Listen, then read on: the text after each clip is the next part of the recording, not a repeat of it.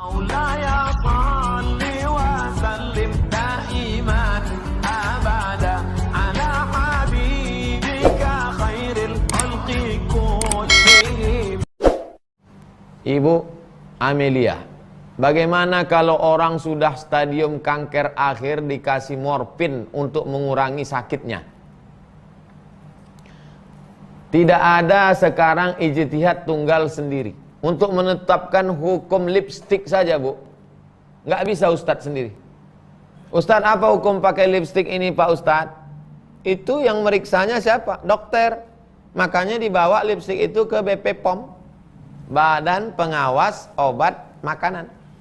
Ditelitilah, rupanya ada lemak babi di dalam. Baru dibawa ke Ustadz. Apa ini, kata Ustadz? Lipstik, Pak. Terus ada lemak babinya, haram. Nah, ini kira-kira orang yang kena kanker ini ada tak obat lain? Maka berkumpullah bersama-sama di situ antara dokter kanker, spesialis cancer, kemudian dengan Komisi Fatwa Majelis Ulama di Indonesia kalau tempat kita, kalau di Malaysia Jawatan Agama Islam, Mufti, lalu kemudian mengeluarkan fatwa. Karena inilah satu-satunya yang bisa mengurangi rasa sakit dia. Karena ada manfaat di situ dan menolak mudarat. Nah, itu pengambilan keputusannya bukan mudah. Kalau tidak nanti fatwa itu dimain-mainkan orang. Dan fatwa itu pun khusus untuk dia saja. Nah, oleh sebab itu yang model begini sifatnya kasuistik. Tidak bisa digeneralisir. Nah, saya tak berani menyampaikan. Nanti saya boleh, banyak orang pakai. Ditangkap sama Pak Polisi, diperiksa positif. Kenapa kau pakai? Ini video Ustaz Somad kemarin. Habis saya.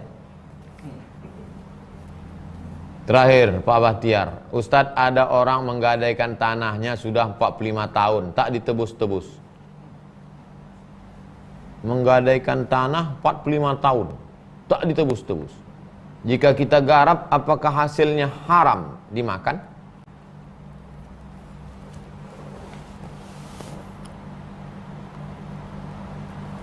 Kullu qardin jarra naf'an fahuwa ribah. Setiap pinjaman kalau mengambil manfaat dari pinjaman itu adalah riba.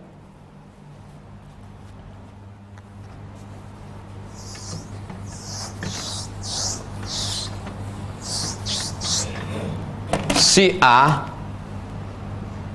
meminjam duit kepada si B. Berapa si A minjam duit ke si B?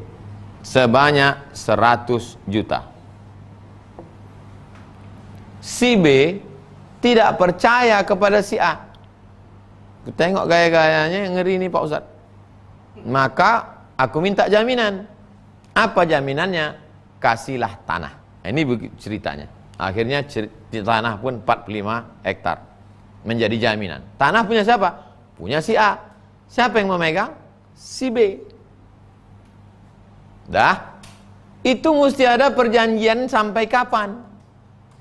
Iza tadayantum bidainin ila ajalin musamma faktubuh, ajalin musamma, sampai batas tertentu.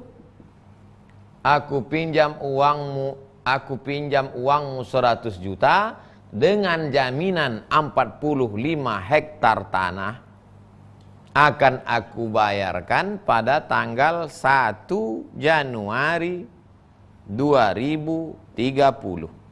Kalau tidak aku bayar, maka tanah ini berpindah hak miliknya menjadi milik si B. Makanya saya heran, aneh bin ajaib, kenapa udah 45 tahun tak selesai-selesai? Berarti perjanjiannya dulu perjanjian karet.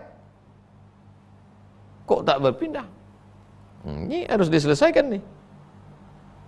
Ada orang menggadaikan tanah sudah 45 tahun tak ditebus-tebus.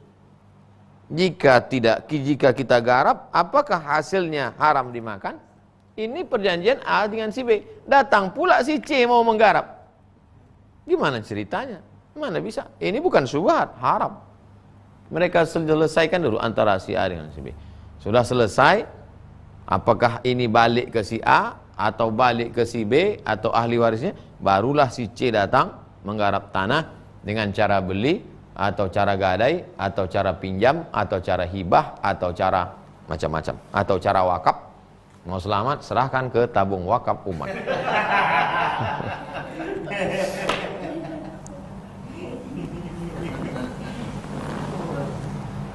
Selama belum ditebus, maka tanah yang luas ini, tak boleh dimanfaatkan oleh si B. Walaupun surat tanah dia megang. Kalau dia manfaatkan, ditanaminya kelapa, diambilnya hasilnya, riba. Karena statusnya dia meminjamkan uang. Kullu qardin jarra naf'an fahuwa riba. Setiap pinjaman kalau mengambil manfaat, maka riba. Jangankan memanfaatkan mengambil duit. Imam Abu Hanifah, Imam Hanafi tegak berdiri di panas terik, ditanya sama orang, Imam Hanafi enggak mau bernaung di bawah pohon itu. Enggak. Kenapa enggak mau? Karena yang punya pohon itu adalah orang minjam uang ke saya. Kalau saya bernaung di bawah pohonnya, berarti saya sudah mengambil manfaat, riba. Biarlah saya kena panas di dunia daripada kena panas di akhirat. Sampai sehalus itu Imam Hanafi memandang manfaat. Berlindung di bawah pohonnya pun tak mau.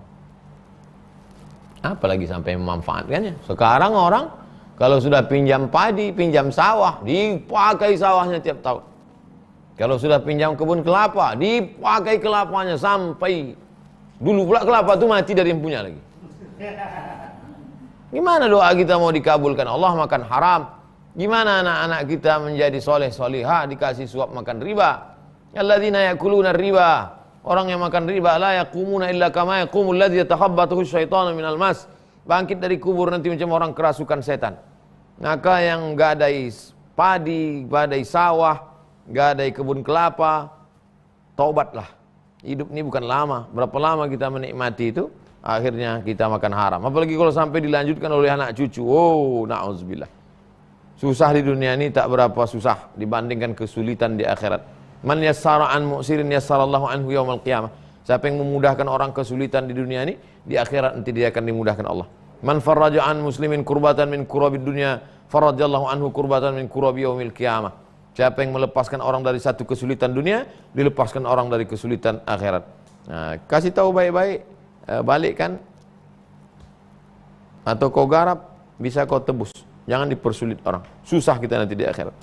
Itulah kaji kita malam ini, mudah-mudahan bermanfaat. Terima kasih segala perhatian, mohon maaf segala kesilapan. Allahumma 'allimna ma yanfa'una wanfa'na bima 'allamtana. Allahumma inna na'udzubika min ilmin la yanfa', min qalbin la yakhsha', min nafsin la tashba', min du'ain la yusma'. Wa sallallahu ala sayyidina Muhammad wa ala alihi wa sahbihi wasallam walhamdulillahi rabbil alamin. Assalamualaikum warahmatullahi wabarakatuh.